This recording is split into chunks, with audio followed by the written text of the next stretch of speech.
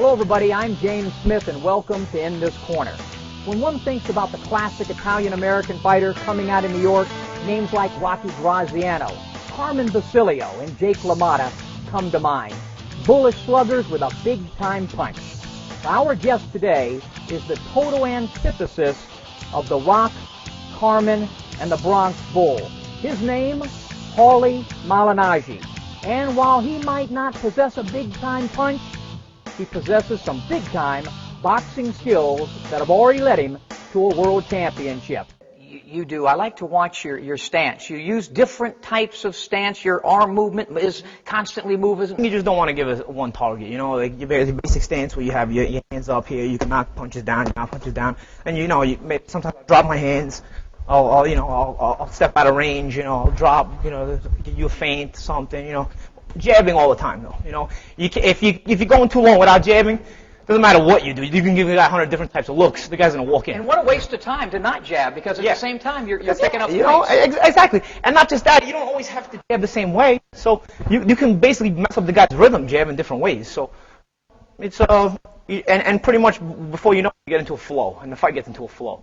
The guy gets aggressive, you got an answer for him. If the guy doesn't get aggressive, you still have an answer for him because you get into your flow. In This Corner sits down with the Magic Man, Paulie Malignaggi. Well, let's talk about when you did get a lot of respect, and it wasn't in winning.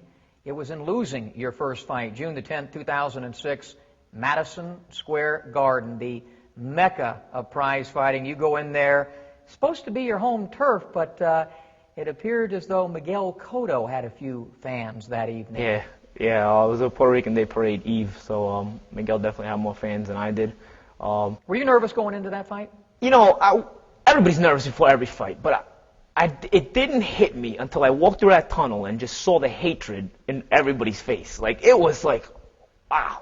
Don't get me wrong, I've made a career out of making fans hate me. I've been the villain my whole career. I have no problem with it. I love being the bad guy. I love having fun with people. I love having fun with the fans. Man, there was something about the look in that crowd and that noise in that crowd. It was just like, wow, these people, it's almost like I came out for an execution tonight. It's like, this is crazy. And I was still focused though. Still focused, still ready to fight. When we threw down, I threw down for 12 rounds, regardless of what happened, I lost the fight. But like you said before, it's a fight where I've been given a lot of credit. This is what I find ridiculous about people. The only reason I'm given credit for that fight is because my face is out to here, because I broke the orbit bone in my face, so you're swelling. Whenever there's a break, there's swelling, and people could see it. All the other fights I was finishing fights one-handed. My hand is broken. The swelling is inside the glove. You don't see it, so people don't give that credit. So people had to actually visually see me going through the pain to give me the credit, which I thought was ridiculous. There's no doubt, stylistically, Paulie Malignaggi, the opposite of the Rock, Carmen, and the Bronx Bull.